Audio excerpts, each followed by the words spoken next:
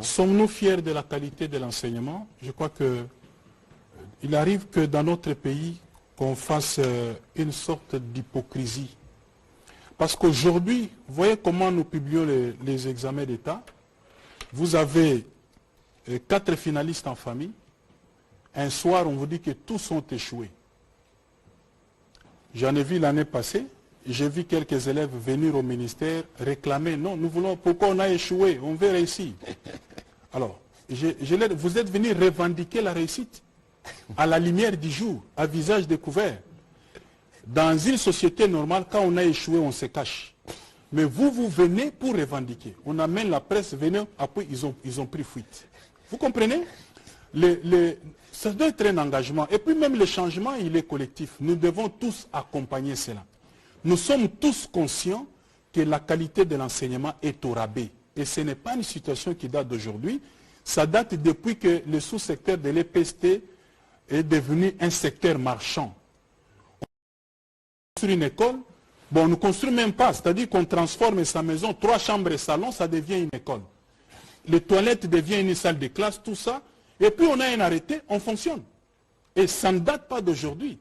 Et c'est le redressement dont nous parlons au moment où je me présente devant vous ici. C'est dans le cadre de relever la qualité. Nous, ce n'est même pas la gratuité. La gratuité n'a pas de problème. Il y a une personne, le président de la République, Félix Tshisekedi, qui a rendu ça effectif. Il a rempli son engagement. Il a répondu, n'est-ce pas, à sa promesse. C'est fini. La gratuité, on en parle. Moi, je crois que le vrai débat chez nous, c'est sur la qualité de l'enseignement, ce n'est pas la gratuité. Voilà pourquoi quand nous parlons des bancs, nous parlons des infrastructures, de la formation même de nos enseignants. Un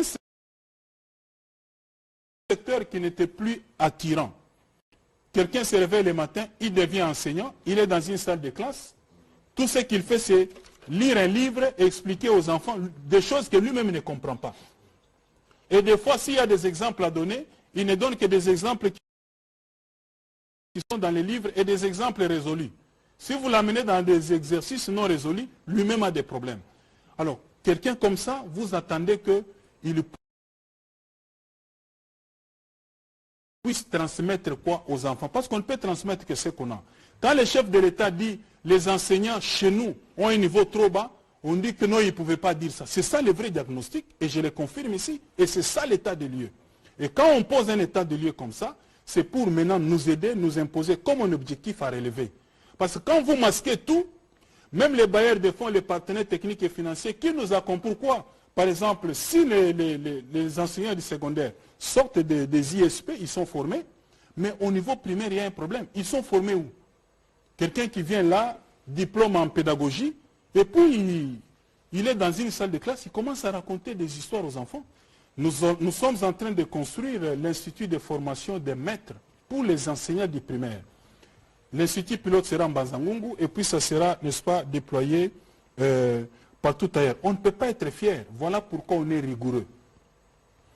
Nous avons lancé avec l'inspection générale de l'EPST la chasse aux faux diplômes. Parce que le SECOP m'a fait rapport pour dire il y a même des gens qui sont venus avec des faux diplômes, ils sont payés, ils se disent enseignants. C'est comme ça que quand vous constatez même certaines revendications. Je suis ministre de tutelle. On vous dit qu'il y a un mouvement dehors des revendications. Vous sortez, vous demandez à la foule, venez expliquer ce que vous revendiquez. Et vous entendez quelqu'un dire yo yakao. Vous avez déjà entendu des choses comme ça. Et ça, c'est parmi les enseignants. Nous, on ne vient pas yo yakao. Yo yakao kolobao.